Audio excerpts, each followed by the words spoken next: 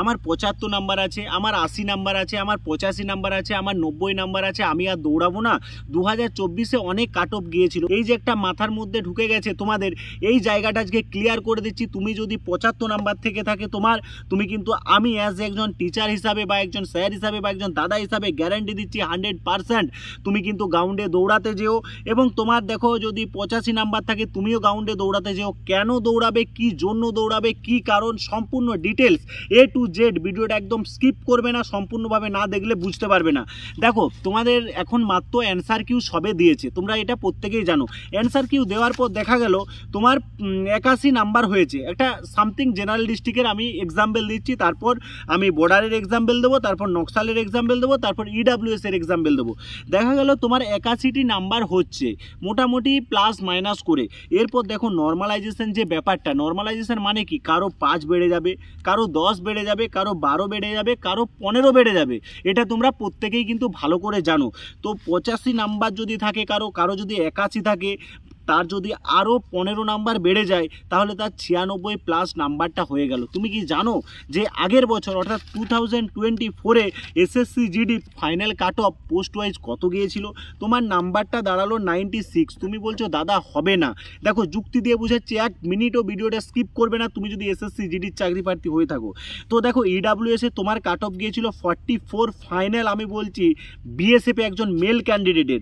দেখো এরপর তোমার 96 কাট অফ গিয়েছিল বর্ডার এরিয়ার 95 প্লাসে একজন ছেলে কিন্তু BSF-এ চাকরি পেয়েছিল এবং ওবিসিদের 85 প্লাসে চাকরি পেয়েছিল। তাহলে কেন তুমি 96 অর্থাৎ 80 নাম্বার বা 75 নাম্বার থাকলে দৌড়াতে যাবে না? এরপর আরও একটা বিষয় আছে এবছর প্লাস পয়েন্ট। দেখো তোমাদের এবছর কাট অফটা কেন কম যাবে আমি বর্ডারের, নকশালের, EWS প্রতিটা জেনারেল কাস্ট ওয়াইজ আমি কিন্তু বুঝিয়ে দেবো। তার আগে কিছু যুক্তি দিচ্ছি, যুক্তিগুলো তোমরা ভালো করে শোনো, তাহলে নিজেরাই বুঝতে পারবে যে হ্যাঁ দৌড়াতে যাব। তোমরা জানো যে 2024-এ তোমাদের কত ভ্যাকেন্সি ছিল, 2025-এ কত ভ্যাকেন্সি ছিল, আমি শর্টে যুক্তি দিয়ে বুঝিয়ে দিচ্ছি, ভিডিওটি একদম স্কিপ করবে না। ভ্যাকেন্সি ওয়েস্ট বেঙ্গলের জন্য ছিল 5615টি, টোটাল ভ্যাকেন্সি ছিল 2024 এবং 2024-এর শেষের দিকে অর্থাৎ 25-এর যেটা রিক্রুটমেন্ট হবে সেটাতে ছিল 5397টি।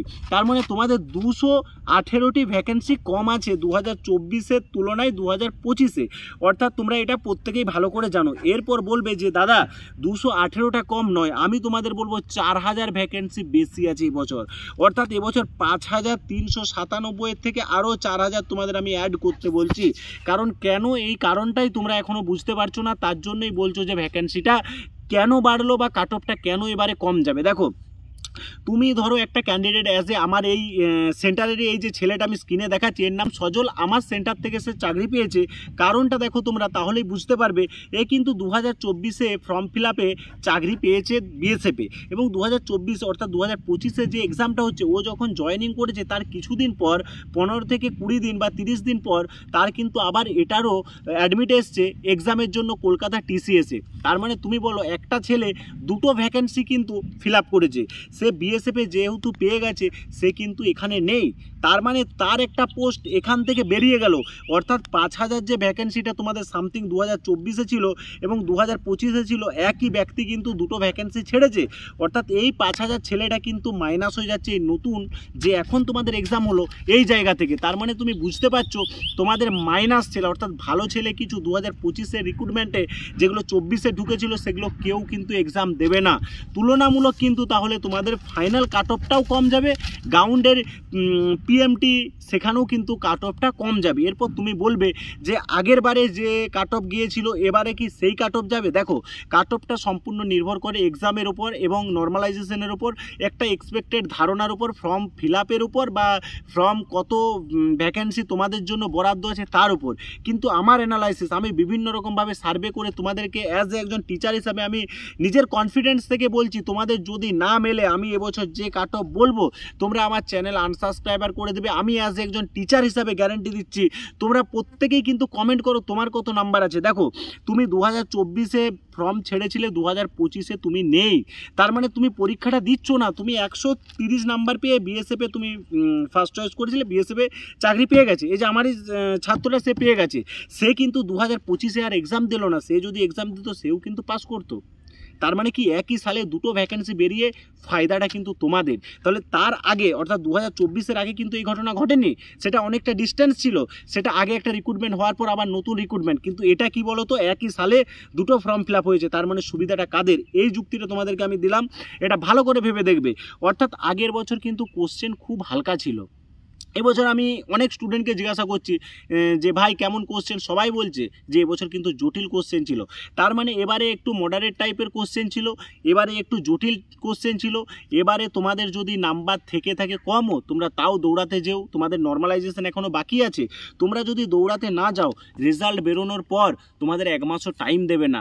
অর্থাৎ তুমি বুঝতে পারছো গরমকাল আসছে, গরমকালে কিন্তু দৌড়ানো তুমি যদি এখন প্র্যাকটিস না করো তুমি কিন্তু পারবে না। আর দেখতে পাচ্ছ চাকরির যা অবস্থা, তাতে করে বিএসএফ, সিআরপিএফ, পুলিশ, ডাব্লিউপি ছাড়া কোনো চাকরি কিন্তু বর্তমানে কোনো সরকারের নেই। তো দেখো তোমাদের ক্ষেত্রে আরও কিছু বিষয় আমি বলে দিচ্ছি, যে বর্ডার এরিয়ার কত নাম্বার থাকলে তুমি ফাইনালি সিলেকশন হবে, জেনারেল এরিয়ার কত নাম্বার থাকলে তুমি ফাইনালি সিলেকশন হবে, ইডাব্লিউএস কত নাম্বার থাকলে তুমি ফাইনালি সিলেকশন হতে পারো, এবং নকশাল এরিয়ার কত নাম্বার থাকলে তুমি ফাইনালি সিলেকশন হতে পারো। দেখো ভিডিওটা তোমরা প্রত্যেকেই দেখো, ভিডিওটার সাথে থেকো। আমি তোমাদের প্রতিনিয়ত সপ্তাহে অন্তত 5টা ভিডিও দেওয়ার চেষ্টা করব, এবং আমি তোমাদের সন্ধ্যে 7টায় প্রতিনিয়ত ভিডিও আনবো। আমার চ্যানেলে যদি তুমি ঢুকে থাকো অবশ্যই একটা সাবস্ক্রাইবার, একটা লাইক, একটা কমেন্ট করে দিও তোমার নাম্বার কত আছে যদি ভালো লাগে। তো দেখো তোমাদের general area, border area, Naxal area আমি ডিটেলসে বলে দিচ্ছি। তুমি যদি জেনারেল এরিয়ার হয়ে থাকো, দেখো তোমার কিন্তু 78+ যদি থেকে থাকে নাম্বার, তুমি দৌড়াতে শুরু করে দাও। কারণ তোমার নর্মালাইজেশন যদি 15 বেড়ে যায়, নাম্বারটা অনেকটা চলে গেল।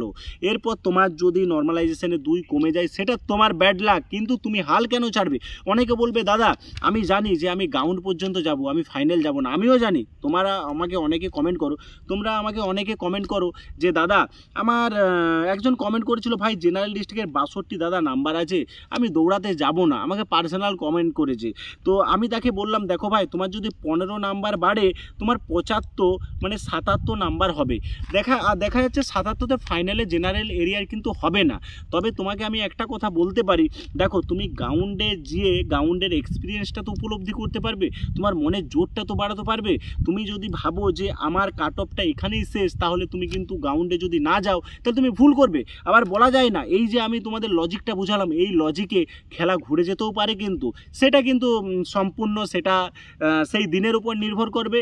কিন্তু তোমাদের যে নাম্বার বলছি, বর্ডার এরিয়া বা জেনারেল এরিয়া বা নকশাল এরিয়া বা ইডাব্লিউএসে, প্রত্যেকেই সেই নাম্বার যদি থাকে, তোমরা গ্রাউন্ড শুরু করে দাও। তোমার কত নাম্বার আছে আমাকে কমেন্ট করো। ওবিসি যদি 76 তোমার প্লাস থাকে, তুমি কিন্তু গ্রাউন্ডে শুরু করে দাও, তুমি গ্রাউন্ড শুরু করে দাও। কারণ নর্মালাইজেশনে তোমার কত বাড়বে তুমি নিজেও জানো না, সেটা তোমার শিফটের উপর নির্ভর করছে। এসসি 74 যদি থাকে, তুমিও গ্রাউন্ড শুরু করে দাও। এসটি 75 যদি তোমার থাকে, তুমিও গ্রাউন্ড শুরু করে দাও। ইডাব্লিউএস 71+ যদি থাকে, তুমিও গ্রাউন্ড শুরু করে দাও। কেউ বসে থাকবে না। এগুলো সব জেনারেল এরিয়ার বললাম, এক্সপেক্টেড ধারণা একটা তোমাদের দিলাম। তোমরা যে কোনো ইউটিউব দেখো না কেন, আমি তোমাদের যে অ্যানালাইসিস করলাম, যে পার্থক্যটা বলে দিলাম, যে একই সালে দুটো রিক্রুটমেন্টে দুটো ছেলেকে কিন্তু পাওয়া যাচ্ছে না। একই ছেলে 4000 আর বা 5000 যে ছেলে আমি তোমাদের বললাম, যে 5615টা ছেলে কিন্তু কেউ দেখতে পাবে না। 5615 অলরেডি ট্রেনিং করছে। তাহলে এই 2025-এ 5000 ছেলে কিন্তু অ্যাবসেন্ট থাকছে। তার মানে তুমি ভাবো ভালো করে, তোমার জায়গাতে 5000 ছেলে, কম্পিটিশন কমে যাচ্ছে। ভালো ছেলে যারা 120, 130, 125 পাওয়া ছেলে, তারাই চাকরি পেয়েছে, ভালো ছেলেরাই চাকরি পাবে, এটা বাস্তব। তাহলে সেই ছেলে যদি আগের রিক্রুটমেন্টটা না হতো, তাহলে এই পরীক্ষাটা যদি থাকতো, তাহলে আরও কাট অফটা বাড়তো। তারা সবাই কিন্তু অ্যাবসেন্ট, এটা মাথায় রাখবে। অতএব তুমি যদি ভাবো যে আগের বছরে যে কাট অফ গিয়েছে, এবছর তার 1.5 গুণ যাবে বা আরও 20-25 বাড়বে, অনেকে বলছে, এগুলো কিন্তু কেউ ধরো না। আমি একজন টিচার হিসাবে বা আমি একজন তোমাদের স্যার হিসাবে আমি বলছি, তোমাদের যে নাম্বার আমি বলে দিলাম, সেই নাম্বারেই কিন্তু প্রত্যেকে দৌড়াতে শুরু করে দাও। বর্ডার এরিয়ার যদি হয়ে থাকো, 70+ যদি থাকে, তুমিও গ্রাউন্ড শুরু করে দাও। এবং ওবিসি তোমার যদি 65, 67 ±6-7 এগুলো যদি থাকে, তুমিও গ্রাউন্ড শুরু করে দাও। এসসি যদি তোমার ওই 60-এর ঘরে থাকে, তুমিও গ্রাউন্ড শুরু করে দাও। তোমার 15 বাড়বে না, কি গ্যারান্টি আছে? তুমি নিজেও জানো না যে আমার 15 বাড়বে বা 10 বাড়বে বা 2 কমবে, সেটা তোমার লাকের উপর নির্ভর করছে। কিন্তু সবসময় নেগেটিভ ভাবা চলবে না, সবসময় পজিটিভ ভেবেই কিন্তু এগিয়ে যেতে হবে। ট্রাই টু এগেন, চেষ্টা তো করে যাব, তারপর কপালে যেটা আছে সেটা দেখা যাবে। এসটি 63, তোমার যদি 61 62 থাকে তুমিও গাউন্ড শুরু করে দাও। এস এবং ইডাব্লিউএস বর্ডার এরিয়ায় যদি তোমার 51 52 থাকে তুমিও কিন্তু গাউন্ড শুরু করে দাও। দেখো তোমাদের একটা এক্সপেক্টেড ধারণা বলে দিচ্ছি, সিআরপিএফে কিন্তু তোমাদের বর্ডার এরিয়ায় 97 ইউআর সে কিন্তু চাকরি পেয়েছে, ওবিসি 86-তে চাকরি পেয়েছে, ইডাব্লিউএস 47-এ চাকরি পেয়েছে, এসসি 91-এ চাকরি পেয়েছে, এসটি কিন্তু 93-এ চাকরি পেয়েছে। এটা সিআরপিএফের কথা বললাম, বর্ডার এরিয়া 2024-এর তোমরা স্ক্রিনে দেখতে পাচ্ছ। এবং বিএসএফে চাকরি পেয়েছে 95+এ বর্ডার এরিয়ায় ইউআর ক্যান্ডিডেট, ওবিসি পেয়েছে 85+এ, ইডাব্লিউএস পেয়েছে 44+এ, এসসি পেয়েছে 89+এ, এসটি পেয়েছে 87+এ। তোমরা দেখছো স্ক্রিনে নিশ্চয়ই, এগুলো সব একদম সঠিক তথ্য। সিআইএসএফে যাদের স্বপ্ন তারা ভাবছো দাদা এবছর সিআইএসএফে কি 140 কাটও যাবে বর্ডার এরিয়ারও? না, যাবে না, কোনো দিন যাবে না। কারণ যে সিআইএসএফে ভ্যাকেন্সি ছিল সেই ভ্যাকেন্সির ছেলে কিন্তু 2024-এ দুটো রিক্রুটমেন্টেই ছিল, তারা অলরেডি ট্রেনিং করছে, সেই ছেলেকে এখানে পাওয়া যাচ্ছে না পরীক্ষাতে। অর্থাৎ কিছুটা হলেও কম হবে, এটা আমার এক্সপিরিয়েন্স এবং এটা আমার ধারণা থেকে আমি তোমাদের বলছি, এই ধারণাটাই ঠিক হবে। দেখো সিআইএসএফে ইউআর 118 গিয়েছিল, ওবিসি 109 গিয়েছিল, ইডাব্লিউএস গিয়েছিল 47, এসসি গিয়েছিল 102 এবং এসটি গিয়েছিল 108। এই সব কাট অফ কিন্তু তোমাদের আগের বারে গিয়েছিল 2024-এ। অর্থাৎ তোমাদের কত নাম্বার আছে কমেন্ট করো, আমি ইন্ডিভিজুয়াল তোমাদের কমেন্টের অ্যান্সার দেবো। তোমরা কিন্তু প্রত্যেকেই চ্যানেলের সাথে থাকলে চ্যানেলটি সাবস্ক্রাইব করে রাখো। তোমরা কেউ কিন্তু দুর্বল হয়ে পড়বে না, কেউ কিন্তু নেগেটিভ চিন্তাভাবনা করবে না, পজিটিভ নিয়ে এগোও, গাউন্ড এখনই শুরু করে দাও। তোমার যদি আমি যে নাম্বার বললাম থেকে থাকে, চ্যানেলে যদি নতুন হয়ে থাকো চ্যানেলটি সাবস্ক্রাইব করে রেখো।